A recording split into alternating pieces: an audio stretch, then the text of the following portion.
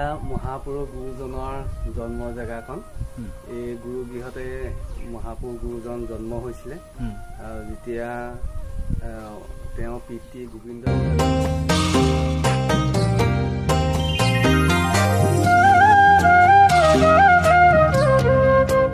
নমস্কাৰ বন্ধুসকল, আজি আকৌ নতুন এটা ভিডিঅ' লৈ আপোনালোকৰ মাজলৈ আহিলোঁ আৰু আজি ধুনীয়া ঠাই এখনলৈ যাবলৈ ওলাই আহিছোঁ আৰু ৰাতিপুৱা ধুনীয়াকৈ গা চা ধুই মেলি আহিছোঁ।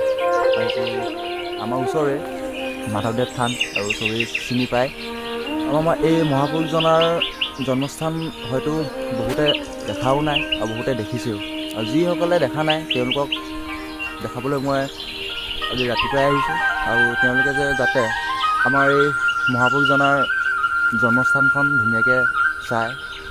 ব'লক ভিডিঅ'টো দেৰি নকৰি আগুৱাই যাওঁ আৰু বহুতো নেদেখা বস্তু আপোনালোকক দেখাবলৈ চেষ্টা কৰিম। সম্পূৰ্ণ ভিডিঅ'টো স্কিপ নকৰাকৈ চাব বুলি আশা থাকিল।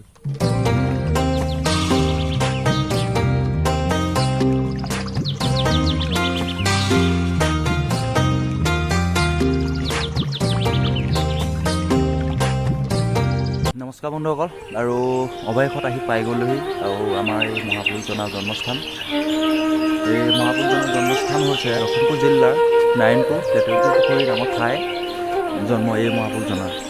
আৰু লগত আমি সোমাই আহিয়ে বহুত ডাঙৰ এটা পুখুৰী আমি পাম আৰু এই পুখুৰীটো আহকচোন আমি চাওঁ এবাৰ ভালকৈ।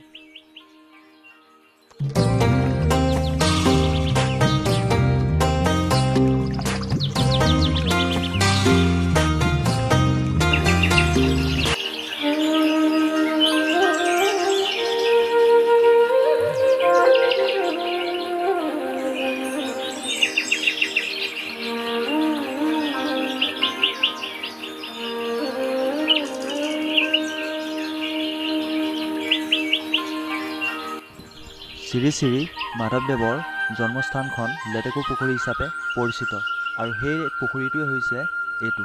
চাওঁ আহকচোন আমি সুন্দৰভাৱে।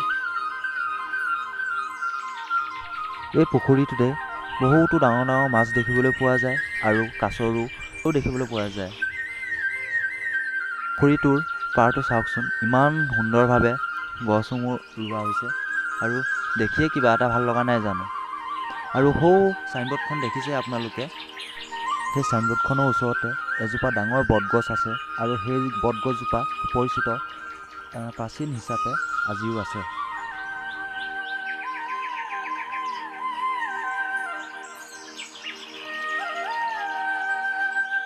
অকল মহাপুৰুষজনে স্থাপিত কৰা মণিকূট বিভাগৰ বিষয়ে দুআষাৰ জানো ব'লকচোন।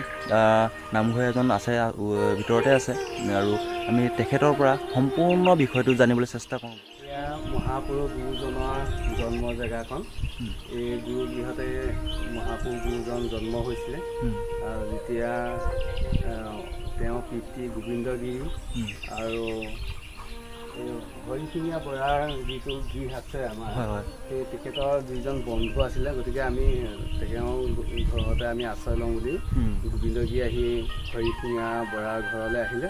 তেতিয়াই মহাপুৰুষ গুৰুজন ইয়াত জন্ম হৈছে আৰু এই জন্ম ভেটিভাগ এজোপা বামুণী বটগছে ভেটিভাগ আবৃত্ত কৰি আছিলে আৰু এই জেগাখন সপোনত পোৱা হৈছিলে। তাৰপিছতে এই জেগাখনত দুগছি বন্তি প্ৰজ্বলিত কৰিছিলে প্ৰয়াত কমলাকান্ত দেৱ গোস্বামী, উত্তৰ কৰ্ণালী সত্ৰ মাজুলী। আৰু স্থানীয় ৰাইজ সকলোৱে আহি যেতিয়া বন্তি প্ৰজ্বলিত কৰি পিছৰ দিনা সকলোৱে বন্তি চাবলৈ আহিছিলে। ইয়াত দুগছি বন্তি প্ৰজ্বলিত কৰিছিলে, এগছি শংকৰদেৱৰ নামত, এগছি মহাপুৰুষ মাধৱদেৱৰ নামত।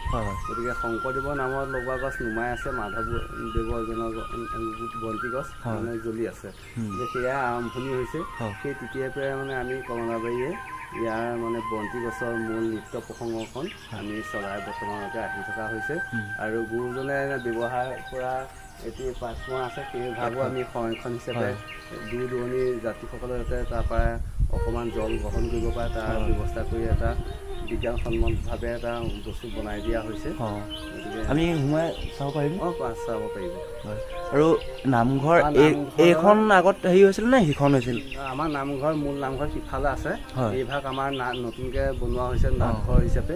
আৰু আগলৈ আমাৰ ভাওনা সভাখিনি এই নামঘৰতে হ'ব। মূল কীৰ্তন ঘৰ ভাগত আমাৰ নাম কীৰ্তন ভাগত এনেকুৱা চৰ্চাহে আমাৰ তাত হৈ থাকিব। আৰু বৰ্তমান নামঘৰ মণিকূটৰ কাষত এজোপা বৃহত্তৰ আমাৰ আমং গছ আছে।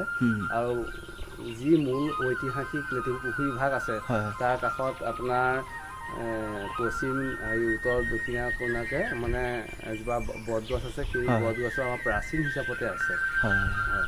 ধন্যবাদ থাকিল। এয়া গুৰুজনাৰ নাটপাত্ৰ, তেখেতে বহুত ধুনীয়াকৈ সুন্দৰভাৱে কৈছিলেই আৰু মই কোৱা কোনো দৰকাৰ নাই। এই নাটপাত্ৰটো দেখাবলৈ চেষ্টা কৰিছোঁ।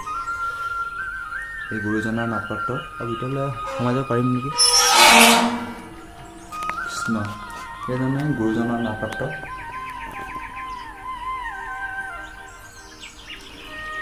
আৰু গুৰুজনে এই নাটপাত্ৰৰ পৰাই ব্যৱহাৰ কৰিছিল বুলি জনা যায়। আৰু এয়া উজিৰ গৃহ, এই গুৰুজনাৰ সৃষ্টি। বন্ধুসকল, ৰাতিপুৱা আহি মনটো ইমান ভাল লাগিছে, কাৰণ ইমান ধুনীয়া এটা পৰিৱেশ পাইছোঁ। চাৰিওকাষে চৰাই চিৰিকটি আৰু পৰিৱেশটো ইমান ঠাণ্ডা হৈ আছে। ব'লক এই মহাপুৰুষজনাৰ জন্মস্থানৰ পৰিৱেশটো এবাৰ চাওঁ ব'লকচোন। সুন্দৰভাৱে ইমান সুন্দৰ হৈ আছে পৰিৱেশটো, চাওকচোন এবাৰ। আহিলে মানে ইমান এটা সুন্দৰ পৰিৱেশ পোৱা যায়। চাৰিওকাষে চৰাই চিৰিকটি আৰু ইমান ধুনীয়াকৈ গছ ৰোপণ কৰা হৈছে। আৰু চাওক এবাৰ আপোনালোকে ভিডিঅ'টো সম্পূৰ্ণভাৱে চাওকচোন, স্কিপ নকৰাকৈ। ইমান ধুনীয়া এটা পৰিৱেশ। এই গুৰুজনাৰ জন্মস্থানৰ পৰিৱেশটো ইমান বেছি ধুনীয়া হৈ আছে, ইমান মৰম লগা, যাক আমি আজি ভাষাৰে বুজাব নোৱাৰোঁ, যাক কৈ আজি শেষ কৰিব নোৱাৰোঁ। আৰু আমাৰ এই শ্ৰী শ্ৰী মাধৱদেৱৰ জন্মস্থানৰ পৰিৱেশটো কেনেকুৱা লাগিছে আপোনালোকে এবাৰ কমেণ্টত জনাবচোন। সঁচাই কিন্তু বহুত মৰম লগা। আপোনালোকে যেতিয়া নিজে আহি ইমান ধুনীয়া এটা পৰিৱেশ দেখিবলৈ পাব, বহুত মনটো ভাল লাগিব। আহক এবাৰ চাবলৈ। এয়া আপোনালোকে দেখিছে ঘৰসমূহ। দূৰণি যাত্ৰাৰ বাপসকলৰ বাবে থাকিবলৈ বাবে এই ঘৰসমূহ বনোৱা হৈছে।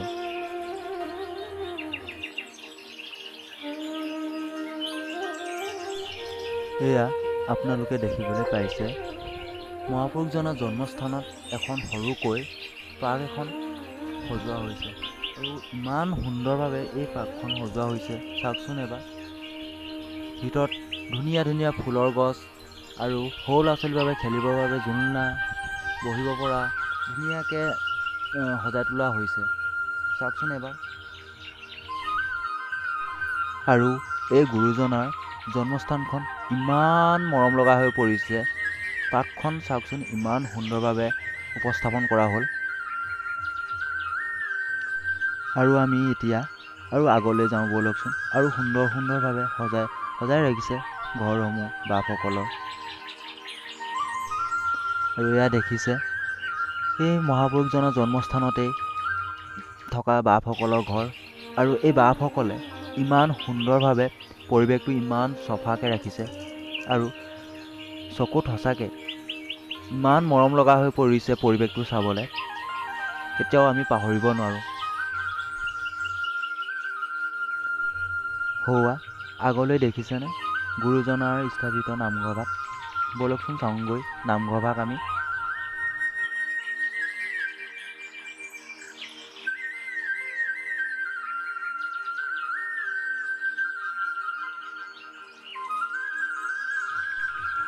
এয়া আপোনালোকে দেখিবলৈ পাইছে গুৰুজনাৰ স্থাপিত নামঘৰ ভাগ। আহকচোন সুন্দৰভাৱে আমি নামঘৰ ভাগ চাওঁ।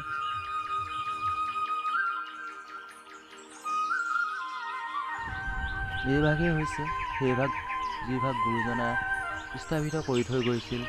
আৰু এই ভাগত অকল নাম কীৰ্তন ভাগৱত এইসমূহে এই ভাগত চৰ্চা কৰা যায়। আৰু সিভাগত ভাওনা আদি কৰি পতা যায়।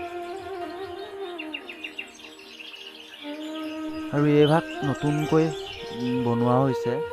ইয়াত নাট ভাওনা এইসমূহ পৰিচালিত কৰিবলৈ কাৰণে নতুনকৈ বনোৱা হৈছে।